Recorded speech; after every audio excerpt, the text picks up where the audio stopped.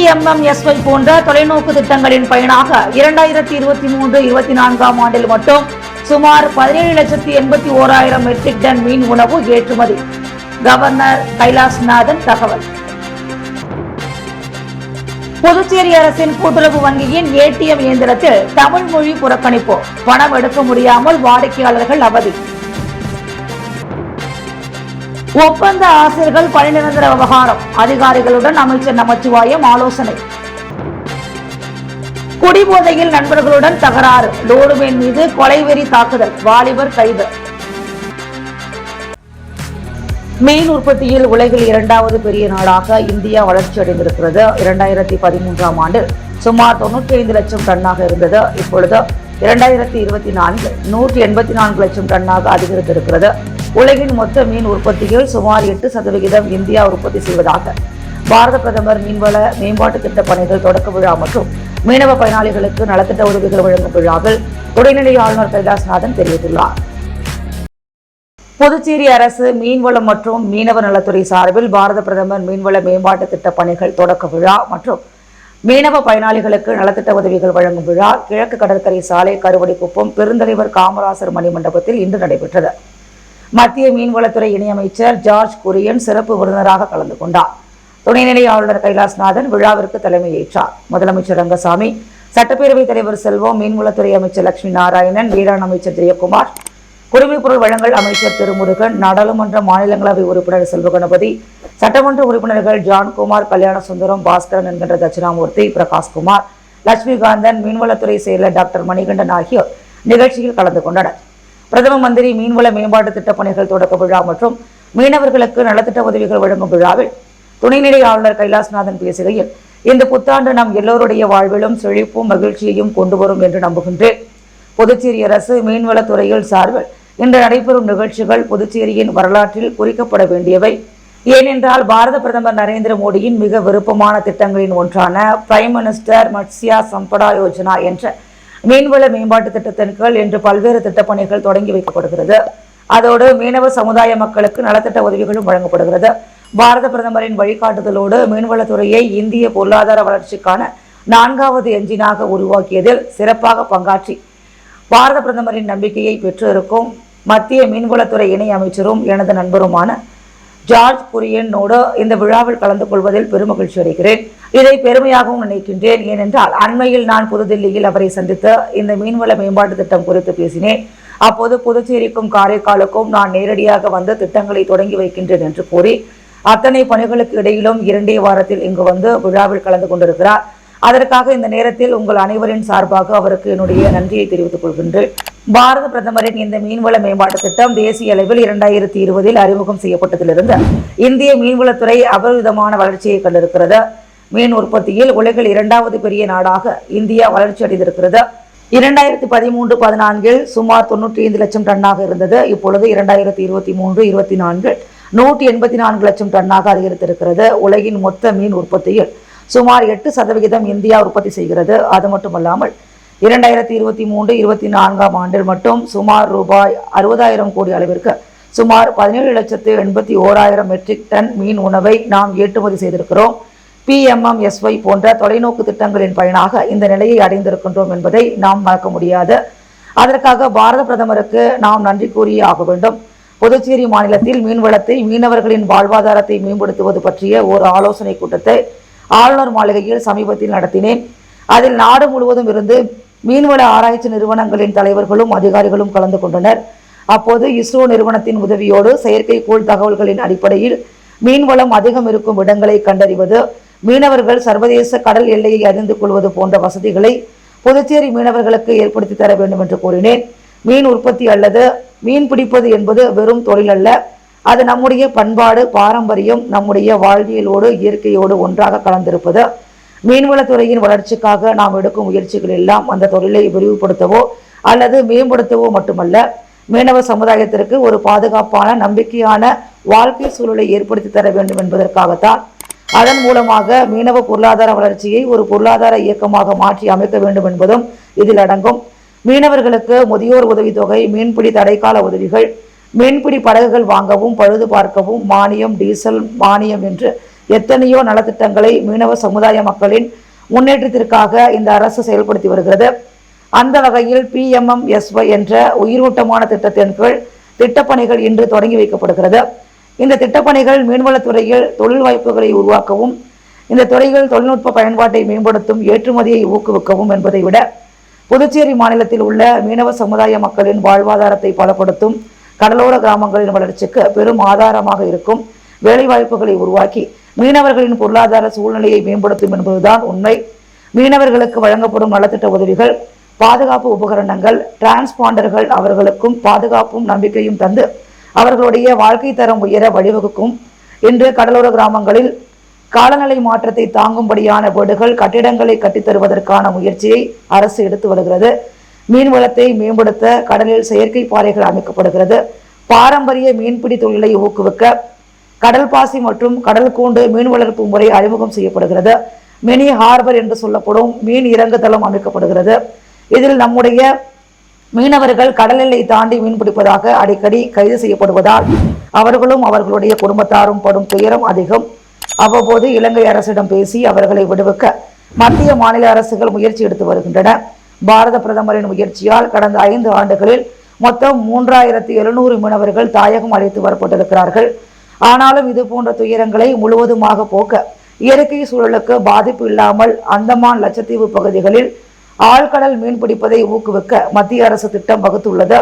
இந்த திட்டத்தால் புதுச்சேரி, காரைக்கால் மீனவர்கள் அதிகம் பயனடைய போகின்றனர் என்பதை நாம் புரிந்து கொள்ள வேண்டும். தற்போது மீன்பிடிப்பதற்காக பயன்படுத்தப்படும் ட்ரோலர் போட்டுகள் இந்த மீன்வள ஆதாரங்களுக்கு பெரிய அளவில் பாதிப்பை ஏற்படுத்தி வருகிறது, அதிக சேதத்தை விளைவிக்கிறது. ஆனால் மீன்வளம் பாதிக்கப்படுகிறது என்பதால் பல நாடுகளில் அதற்கு தடை விதித்திருக்கிறார்கள் என்றார். புதுச்சேரியில் உள்ள மாநில அரசின் கூட்டுறவு வங்கி ATM மையத்தில் தமிழ் மொழி புறக்கணிக்கப்பட்டு ஹிந்தி மற்றும் ஆங்கில மொழி மட்டுமே இடம்பெற்றுள்ளதால் வாடிக்கையாளர்கள் அதிர்ச்சி அடைந்துள்ளனர். புதுச்சேரி மற்றும் தமிழகத்தில் உள்ள வங்கி ATM இயந்திரங்களில் உள்ள தொடுதிரைகளில் தமிழ் மற்றும் ஆங்கில மொழிகள் மட்டுமே பயன்பாட்டு மொழியாக உள்ளன.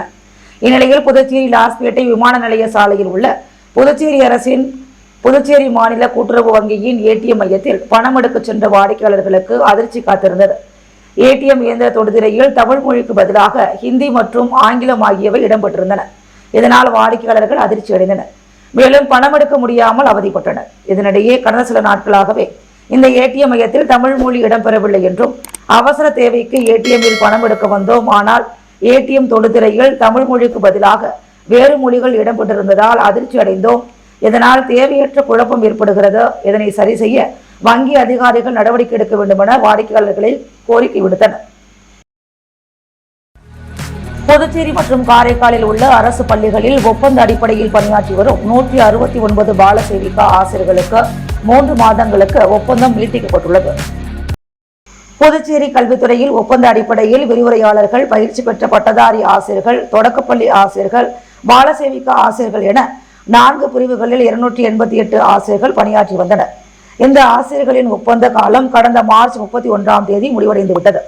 இதனையடுத்து அவர்கள் பணி நிரந்தரம் செய்ய கோரி கடந்த வாரம் காத்திருப்பு போராட்டத்தில் ஈடுபட்டனர். கடந்த 5ஆம் தேதி முதல்வர் ரங்கசாமியை சந்தித்து ஆசிரியர்கள் பேச்சுவார்த்தை நடத்திய போது ஒப்பந்தத்தை நீட்டிக்கவும் கவர்னரிடம் ஒப்புதல் பெற்று பணி நிரந்தரம் செய்ய நடவடிக்கை எடுக்கப்படும் என்று உறுதியளித்தார். தொடர்ந்து ஆசிரியர்கள் போராட்டத்தை வாபஸ் பெற்றனர். இந்நிலையில் போராட்டத்தில் ஈடுபட்ட 169 பாலசேவிகா ஆசிரியர்களுக்கான பணி ஒப்பந்தத்தை கல்வித்துறை மேலும் 3 மாதங்களுக்கு நீட்டித்துள்ளது. இதற்கிடையே ஒப்பந்த விரிவுரையாளர்கள், பட்டதாரி ஆசிரியர்கள், பாலசேவிகா ஆகியோருக்கு பணி நிரந்தரம் மற்றும் மறு ஒப்பந்த பணி ஆணை வழங்குவது குறித்து கல்வித்துறை அமைச்சர் நமச்சிவாயம் தலைமையில் ஆலோசனை கூட்டம் கல்வித்துறை வளாகத்தில் நடைபெற்றது. கல்வித்துறை செயலர் ஜவஹர், கல்வித்துறை இயக்குநர் பிரியதர்ஷினி ஆகியோருடன் அமைச்சர் ஆலோசனை நடத்தினார். கொம்பாக்கத்தில் குடிபோதையில் நண்பர்களுடன் ஏற்பட்ட தகராறில் லோடுமேனி தாக்கிய வாலிபரை முதலியார்பேட்டை காவல்துறையினர் கைது செய்துள்ளனர். புதுச்சேரி வில்லியனூர் ஒதியம்பட்டு KV நகரைச் சேர்ந்தவர் ஏழுமலை மகன் முரளிதரன், வயது 25, லோடுமேன்.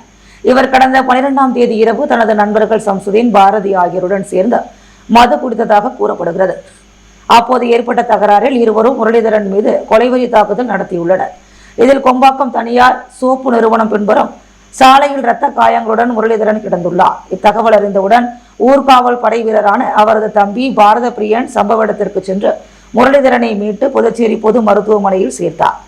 இதுகுறித்து புகாரின் பேரில் முதலியார்பேட்டை போலீசார் வழக்கு பதிந்து முரளிதரனை தாக்கிவிட்டு தலைமறைவான நண்பர் பாரதியை புதிய பைபாஸ் சாலையில் ஏரிக்கரை பகுதியில் கைது செய்தனர். விசாரணையில் மது குடிக்கும் போது ஏற்பட்ட தகராறில் முரளிதரனை தாக்கியதாக பாரதி ஒப்புக்கொண்டார். பிறகு அவரை காவல்துறையினர் நீதிமன்றத்தில் ஆஜர்படுத்தி காலாப்பட்டு சிறையில் அடைத்தனர். புதுச்சேரி ராஜ்பவன் தொகுதி பாரதிய ஜனதா கட்சி சார்பில் கோடை காலத்தை முன்னிட்டு அமைக்கப்பட்ட இலவச நீர்மூர் பந்தலை சட்டமன்ற உறுப்பினர் வி. பி. ராமலிங்கம் தொடங்கி வைத்து குளிர்ச்சி தரும் பழங்களை வழங்கினார். புதுவையில் கோடை வெயில் சமீப காலமாக அதிகரித்து வருகிறது. அதனை தணிக்கும் பொருட்டு பொதுமக்களுக்கு புதுச்சேரி ராஜ்பவன் தொகுதி பாரதிய ஜனதா கட்சி சார்பில் ஒவ்வொரு ஆண்டும் செஞ்சி சாலை, ஆம்பூர் சாலை சந்திப்பில் இலவச நீர்மூர் பந்தல் அமைத்து பொதுமக்களுக்கு வழங்கப்படுவது வழக்கம். அந்த வகையில் இந்த ஆண்டும் நீர்மூர் பந்தல் அமைக்கப்பட்டது. அதன் திறப்பு விழா இன்று நடைபெற்றது. விழாவில் சட்டமன்ற உறுப்பினர் வி. பி. ராமலிங்கம் கலந்து கொண்டு தலைமையேற்று நீர்மூர் மற்றும் குளிர்ச்சி தரும் பழங்களை பொதுமக்களுக்கு வழங்கி தொடங்கி வைத்தார். மேலும் பொதுமக்களுக்கு குளிர்ச்சி தரும் பழங்களான கிர்னி, வெள்ளரி, தர்பூசணி உள்ளிட்ட பழங்களையும் வழங்கினார். இந்நிகழ்ச்சிக்கு ராஜ்பவன் தொகுதி பாஜக ஒருங்கிணைப்பாளர் நாகராஜன் முன்னிலை வகித்தார். முன்னாள் மாநில துணைத் தலைவர் ரவிச்சந்திரன், நகர மாவட்ட தலைவர் கிருஷ்ணராஜ், முன்னாள் மாவட்ட தலைவர் மூர்த்தி மற்றும் ராஜ்பவன் தொகுதி பாஜக நிர்வாகிகளான ஜெயமூர்த்தி, நாகராஜ், விநாயகம், மஞ்சினி, பிரகாஷ், செல்வம், வீரமணி, பாண்டியன், ரவிச்சந்திரன், ஆனந்த், ஆகாஷ், அரசு, ராகுல், வீரமணி, பாலா, ஆனந்தன், உமா மகேஸ்வரி, சித்ரா, ஜோதி, ஜெயா, முருகன் உள்ளிட்ட நிர்வாகிகள் பலர் கலந்து கொண்டனர். முன்னதாக சட்டமன்ற உறுப்பினர் வி. பி. ராமலிங்கத்திற்கு பொன்னாடை போற்றி சிறப்பான முறையில் வரவேற்பு அளிக்கப்பட்டது. புதுச்சேரி கடற்கரை சாலையில் நடைபெற்ற திருநங்கையர் தின விழாவை சபாநாயகர், அமைச்சர், எதிர்க்கட்சித் தலைவர் ஆகியோர் துவக்கி வைத்தனர்.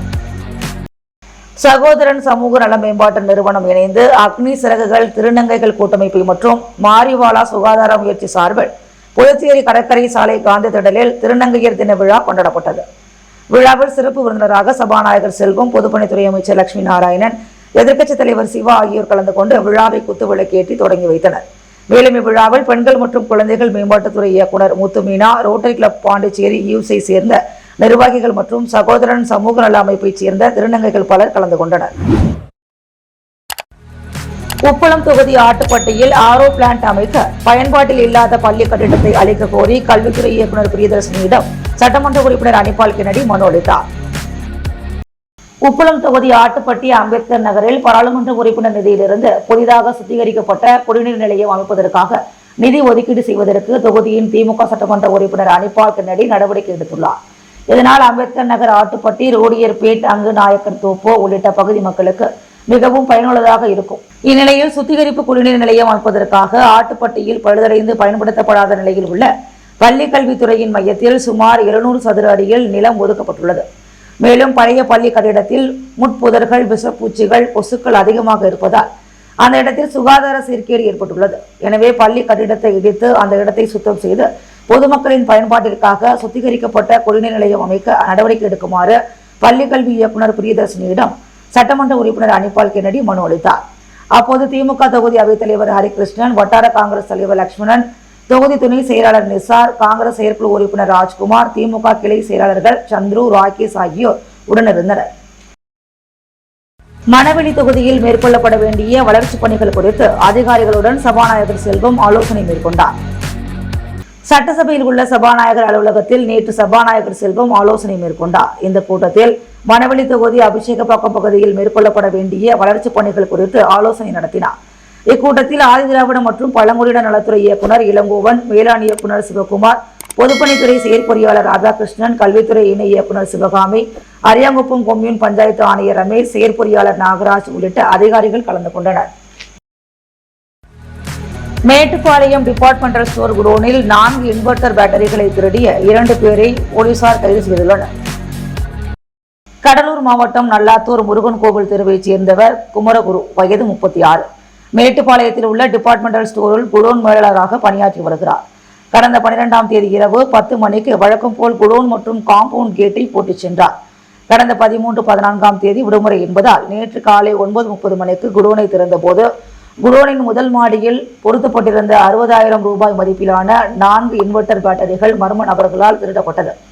புகாரின் பேரில் மேட்டுப்பாளையம் சப் இன்ஸ்பெக்டர் திருமுருகன் மற்றும் போலீசார் வழக்கு பதிந்து அப்பகுதியில் உள்ள சிசிடிவி கேமரா காட்சிகளை ஆய்வு செய்து விசாரித்தனர்.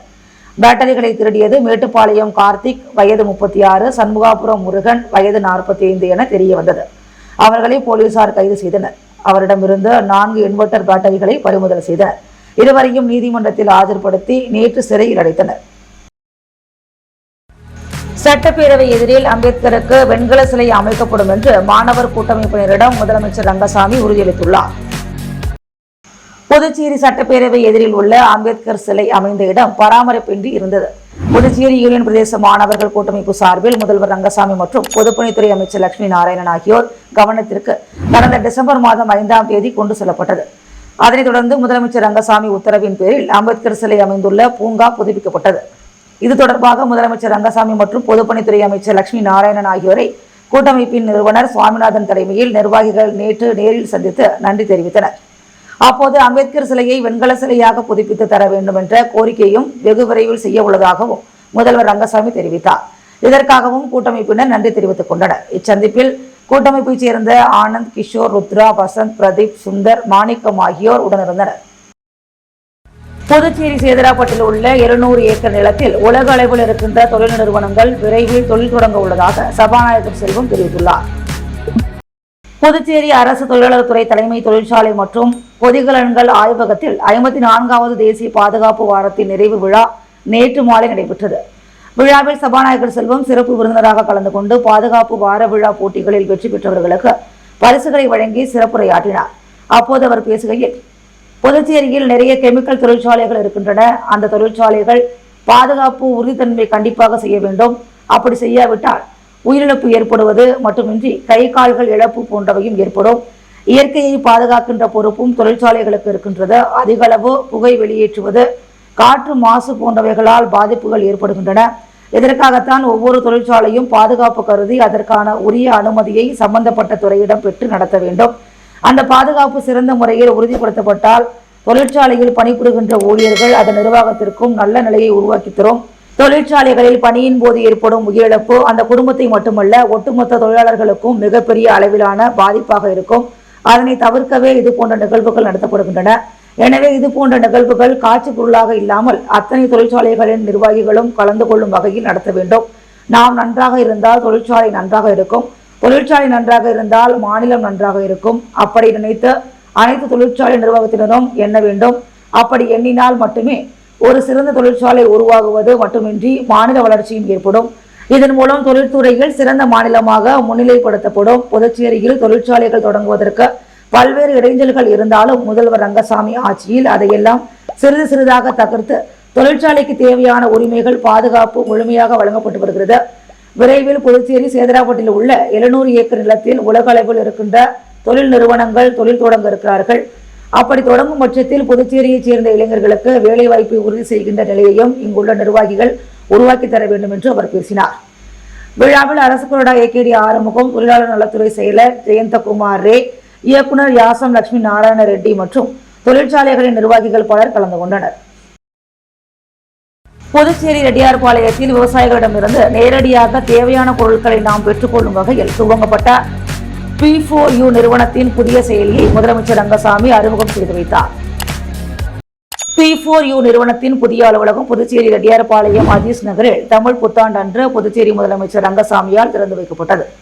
இந்நிகழ்ச்சியில் உள்துறை அமைச்சர் நமச்சிவாயம், பொதுப்பணித்துறை அமைச்சர் லட்சுமி நாராயணன், சட்டமன்ற எதிர்க்கட்சித் தலைவர் சிவா மற்றும் உழவர்கரை சட்டமன்ற உறுப்பினர் சிவசங்கர், உருளையன்பட்டி சட்டமன்ற உறுப்பினர் நேரு, காமராஜ் நகர் சட்டமன்ற உறுப்பினர் ஜான்குமார், நெல்லித்தோப்பு சட்டமன்ற உறுப்பினர் ரிச்சர்ட் ஜான்குமார், அரியாங்குப்பம் சட்டமன்ற உறுப்பினர் பாஸ்கர், ஏம்பலம் சட்டமன்ற உறுப்பினர் லட்சுமிகாந்தன் ஆகியோர் கலந்து கொண்டு P4U நிறுவனத்தின் புதிய அலுவலகத்தை புதுச்சேரியில் திறந்து வைத்தனர்.